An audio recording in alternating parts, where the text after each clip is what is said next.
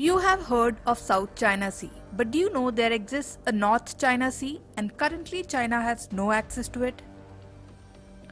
We have heard of China fooling Russia stories, but do you know the reverse is also true? Before you get confused, let us explain the whole story of China-Russia camaraderie and how they both keep fooling each other at every opportune moment. Welcome to Resonant News. Don't forget to subscribe to our channel, like and share our content with your friends. In 1858, when China was going through its century of humiliation, Russian dynasty lined up its men along the Chinese border and asked for Outer Manchuria. Back then, China was already fighting the British, French in Opium War II and was facing internal crisis as well and didn't want a third front to be opened up. So the Qing dynasty gave away the land to Russians in 1860, equivalent to the size of Ukraine. This is where Russia later built its big cities in eastern Russia, called Khabarovsk and Vladivostok, where it carries out many of its military exercises. It is here that Russian Pacific Fleet with its nuclear submarines reside. The Sea of Japan, to which China lost access in 1860, may have originally been called as North China Sea, but today a small yellow sea is called the Northern China Sea to save itself from humiliation. The access to Sea of Japan was a huge loss to China. But China is a country centered around business, so it believes in reciprocity. So when China became rich and Russia's economy became smaller than theirs, China slowly began to ape and copy Russian military equipments which China had bought from Russia after the Soviet collapse. Back in the 90s, Russia needed money and China needed the equipments. The copying business started a little later. We don't have to look very far in the history. Few incidents happened very recently. Somewhere in 2019, Russia officially made a statement on the number of military equipments copied by China.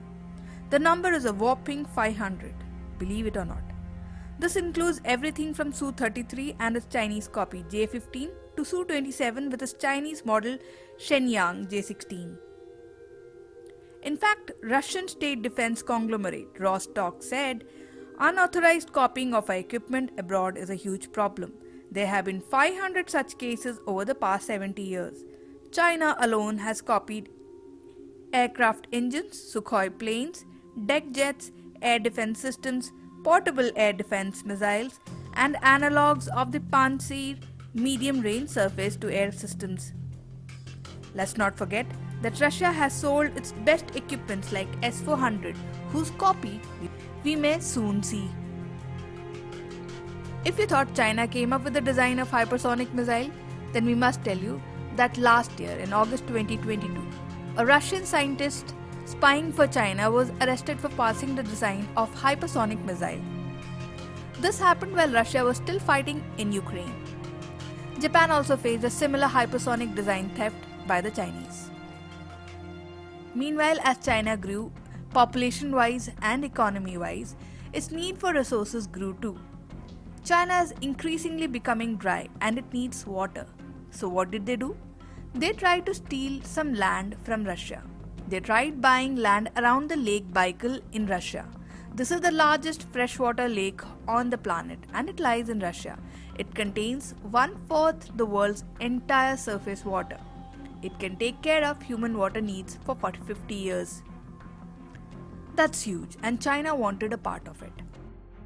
So in 2010s, Chinese state-owned company called Aquasep bought lands around the lake so that they can build a pipe straight to China. But Russians understood the Chinese plans and the local Russian population began to protest in 2017. Russia shut down all the Chinese plans and that was the end of the story. Do you know, in the past, Russia and China have come very close to a nuclear war? In 1969, Russia and China went for each other's jugular over a border dispute, especially at the island called Zhenbao, or which the Russians call Damansky. The origin of this dispute can again be traced back to Qing dynasty in 1860s when Russia got a part of Outer Mongolia. Mao was an insecure man, but he knew Chinese military had more manpower than Russia. Chinese army ambushed the Russians and Russians replied back in the same coin. China claimed 58 Soviet soldiers were killed and Soviet claimed that 248 Chinese soldiers were killed. Russians knew Chinese had the capability to overwhelm USSR with a heavy number of soldiers, so Russians were prepared to use their nuclear weapons in case the conflict escalated further. Another front opened up along the USSR-China border in Xinjiang, which is one of the least stable provinces of China.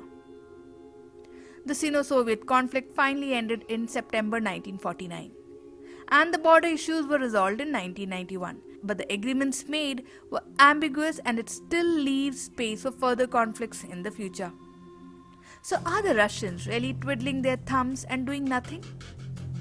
Latest defense deals force Chinese to buy in bulk, then buying samples from Russians to avoid getting their weapons copied. If bought in bulk, Chinese will have to induct the Russian equipment into their forces, and which would reduce the chances of the same equipment from getting copied by them, or so the Russians believe. Russians are also pressing for assurances against theft in their contracts and have even tried to obtain royalties from Chinese copies of Russian arms. Not that it's working. Russians have also come to the understanding that it's difficult to prevent the Chinese from stealing their designs. Russia needs money right now to keep its economy running, and China needs Russia for its resources. But how far will this continue? We are not sure. So here's wishing our Russian friends all the best. Hope you liked the video, give us your feedback and don't forget to share our content.